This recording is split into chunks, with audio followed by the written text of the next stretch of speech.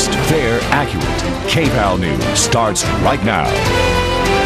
The Green Jacket Bandit. Springfield police believe this man may be responsible for 5 robberies within the last month. And most of the robberies, the suspect wore a green jacket and sometimes left on a bike. Good evening. I'm David Walker. And I'm Jennifer Winters. Thanks for joining us tonight. Police in Eugene, Springfield, and Lane County are investigating a string of robberies over the last month. Now, the same man may be behind as many as 5 robberies. KVAL's Laura Rios is here with the details. Well, guys, police in Eugene tell me it's too soon to say for sure that this is the same person, but I did talk with 2 employees at 2 different businesses who believe they were robbed by the same person. The guy seen in this surveillance photo. Wearing a green jacket and covering his face with a scarf, this man robbed a Dutch Brothers with a knife. He hit this coffee stand in Thurston just before closing on April 12th, got some cash, and then walked away. Employees of this adult shop believe the same person may have robbed their store. They tell us a man wearing a green jacket has robbed the shop 3 times in the last 3 weeks.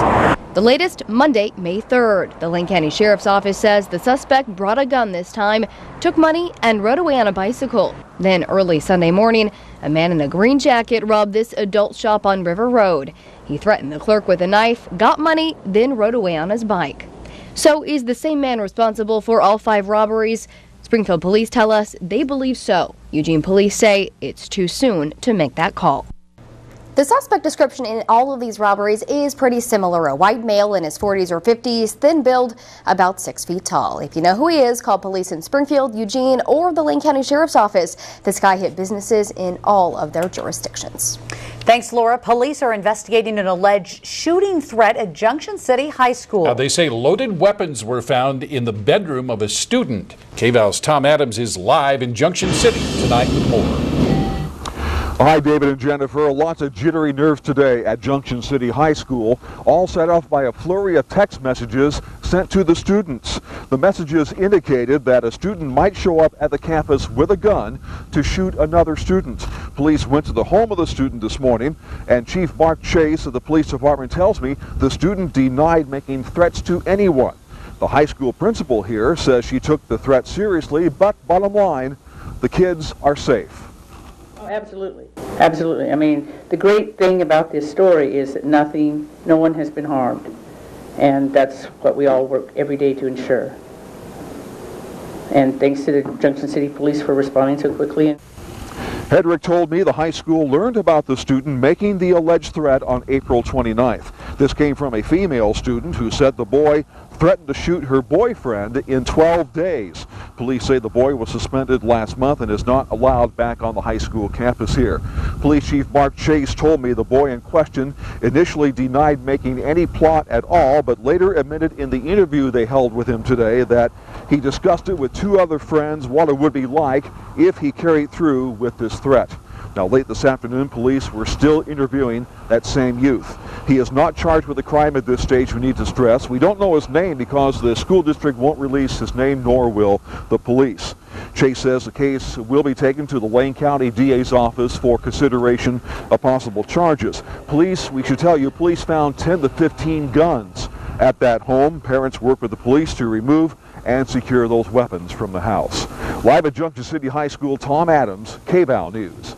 Thanks, Tom. A rainy and foggy day today, humid as well. Oh, it sure was. Time to take a look at our forecast. Let's go to Seth Wayne in the Weather Center. Still picking up those spotty showers all across western Oregon, and it looks like, at least as we fast forward into Tuesday, that showers, they start to diminish, and then we start looking at a week of warmth. More on that coming up in just a bit. But let's head outside right now, show you what's going on our Doppler radar, where the scattered rain continues to come down just outside of Eugene, Springfield. So talking to you at Junction City and Albany and Corvallis. And it looks like those spotty showers will continue overnight, which leads us to our weather forecast at 8 o'clock at 51 degrees. So it'll remain mild thanks to that cloud cover, about 47 at 11, and mostly cloudy skies as we start off the morning. Kids at the bus stop will deal with dry conditions and temps in the low 40s. More on the work week warmth coming up in just a a few minutes. Tonight, we're continuing our week-long series on bullying in schools. Well, this past year alone, authorities say 11 students committed suicide nationwide because of school bullies. A high-profile case in Massachusetts led that state to pass the nation's toughest anti-bullying law.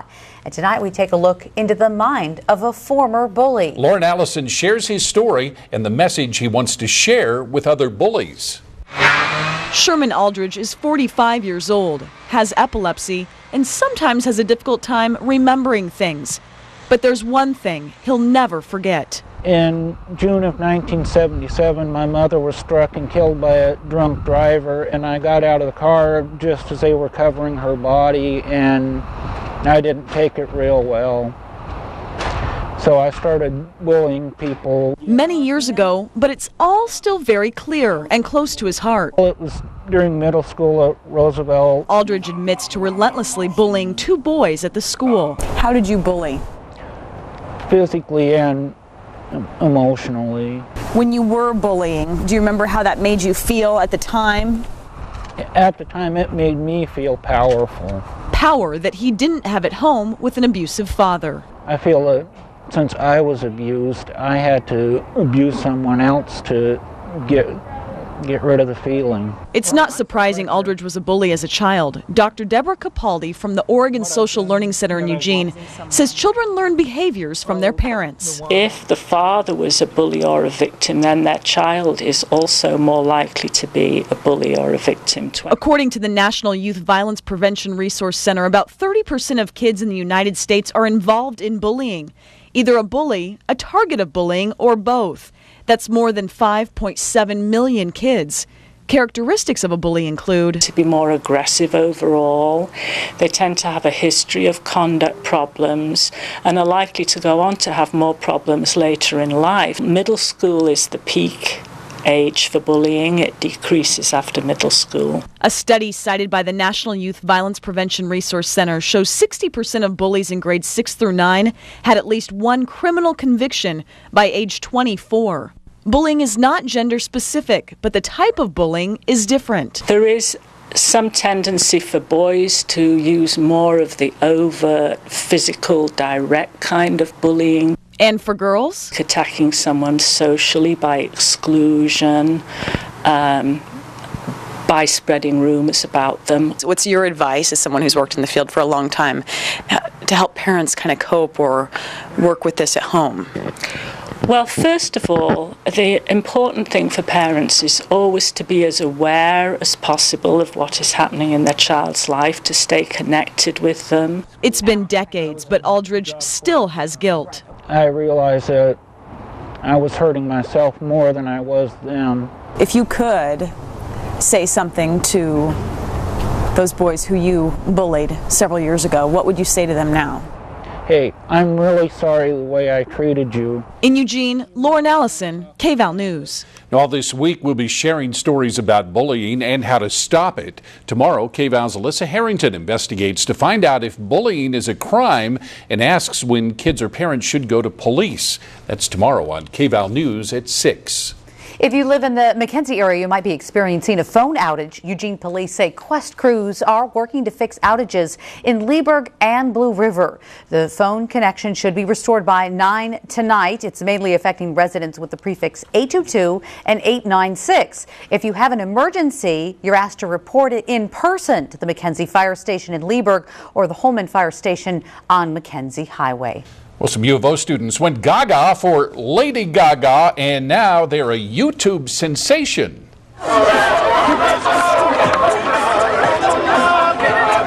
This is the University of Oregon's male acapella group called On the Rocks, and they did this remake of Lady Gaga's music video, Bad Romance. So far, it's had more than 2 million views on YouTube.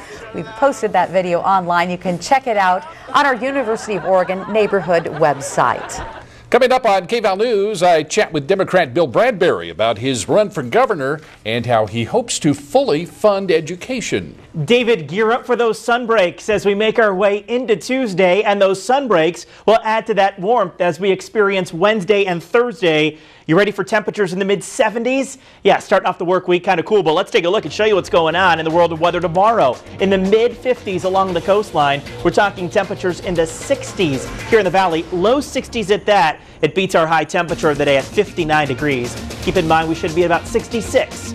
More on our weather is next.